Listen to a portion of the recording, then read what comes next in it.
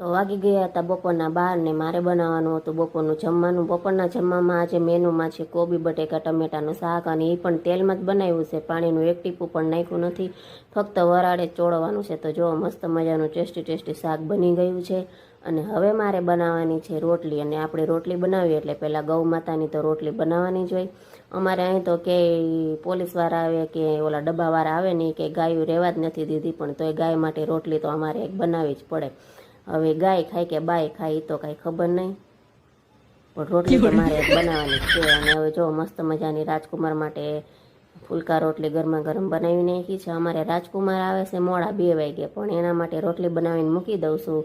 એને એવું કાંઈ નહીં, ગરમ દો તોય ખાઈ લે ને ઠંડી દો તોય ખાઈ લે.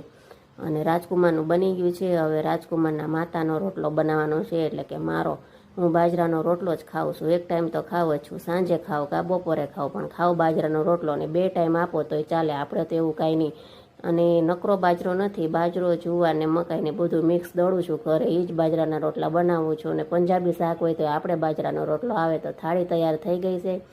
ડુંગળીનું સલાડ છે, અને કોરું મોરું કોબી બટેકાનું શાક છે, અને રોટલો છે, અને એક એમાં દુખાવાની ટીકડી મૂકી દીધી છે, કેમ કે હમણાં પિતૃ કાર્ય અને હવન ને હોમ ને બધું કરીને શરદી થઈ ગઈ છે બહુ, કેમ કે અહીંયા બધું ખાવામાં આવે ને. હમણાં મારા કાકાજીની ત્યાં પિતૃ કાર્ય હતું, એટલે અંગૂરી બાસુંદી દાબીને ખાધી હતી, એટલે શરદી ફૂલ જામી ગઈ છે. અને તોય હજી જોવો 1 ચમચી તો શ્રીખંડની ખાઈ જ લઉં છું, કેમ કે ટીકડી ખાધી એટલે સ્વાદ મોઢાનો બગડી ગયો છે. અને હવે બપોર થઈ ગયા છે, અને હવે એમ લાગે કે પંખો જોતી મને નીંદર આવી જશે, પણ નીંદરે આવવાનું નામ લેતી નથી. જો ફૂલ માથું દુખે છે, પણ તોય થોડીક આંખું વીંચી જાવ તો સારું.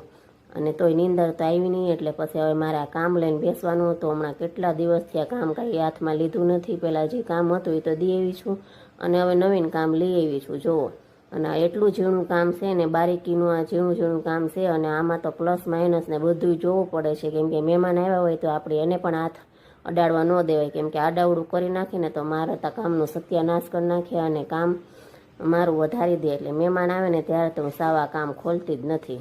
અને આ નવીન કામ અમારે આવી ગયું છે. આજે કંઈક અલગ જ સર્કિટ આવી છે. જુઓ, આ સર્કિટ છે ને, જાણે એમ લાગે કે ચોકલેટ ન હોય, જોતાં જ ખાવાનું મન થાય જાય એવી સર્કિટ છે. પણ આ ખાવાની નથી, આપણે હજી સર્કિટ બનાવવાની છે ને, એમાં અંદર આપણે સર્કિટ નાખવાની છે.